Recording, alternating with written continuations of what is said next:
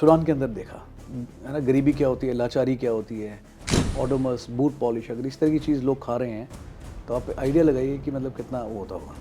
छोटे छोटे बच्चों को गाड़ी में ऐसे पकड़ रखा है उल्टा करके टांग से, and there talking something in Arabic, ये ना कि गन लगा रखी होती छोटे बच्चे उल्टा लटका के, इसको मार देंगे नहीं तो आ जाओ। लोग रोते हुए घुटनों के बल आ रहे हैं कि इनको छोड़ दो, बच्चों को छोड़ दो, हमें मार दो। आपके लिए सबसे चैलेंजिंग कौन सा एरिया रहा?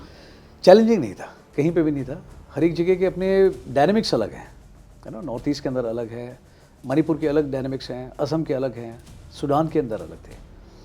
बट चैलेंजिंग सिर्फ एक हिसाब से बता सकता हूँ, in terms of emotions it was very heavy in Sudan.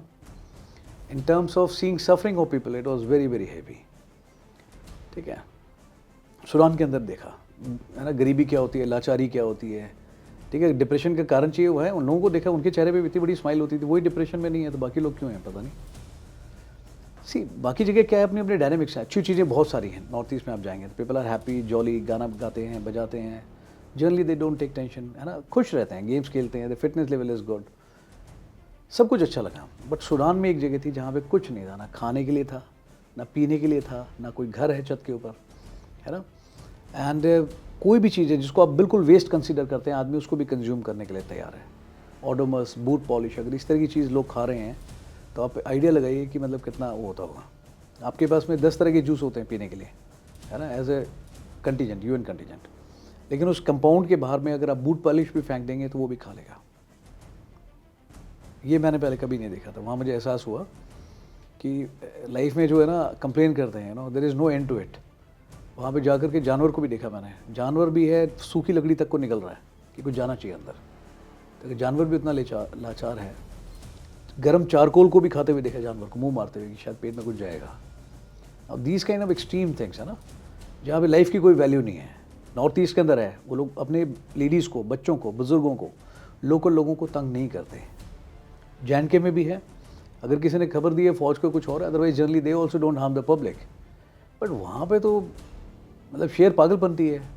एक हुआ था एक इंसिडेंट जहाँ पे मतलब लोग, सूखी हुई घास थी, छोटी छोटी गठरियाँ वगैरह लेकर के लोग बस भाग गए उसके अंदर जान बचाने के लिए, and people coming with heavy loaded vehicles, tanks, and fire कर रहे हैं अंधाधुंध।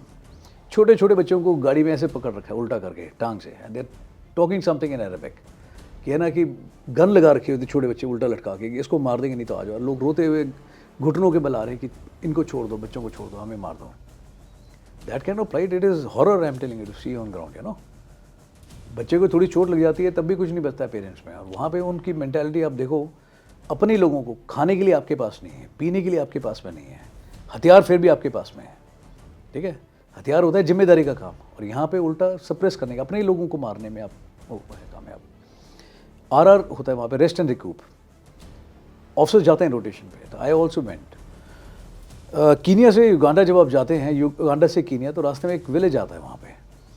उस पूरे गांव के अंदर एक भी आदमी, एक भी लेडीज़, कोई जवान, कोई बुज़ुर्ग, कोई बच्चा ऐसा नहीं था जो फिजिकल शेप 1 में पूरा था। या तो एक हाथ नहीं था, या दोनों हाथ नहीं है, या टांगें कटी हुई हैं, या सर पूरा साइड से कटा हुआ है, यू कैन सी, या फेसेस पे स्कार्स हैं, या एक आंख टूटी फोड़ रखी है। Everybody was damaged in one way और अनदर।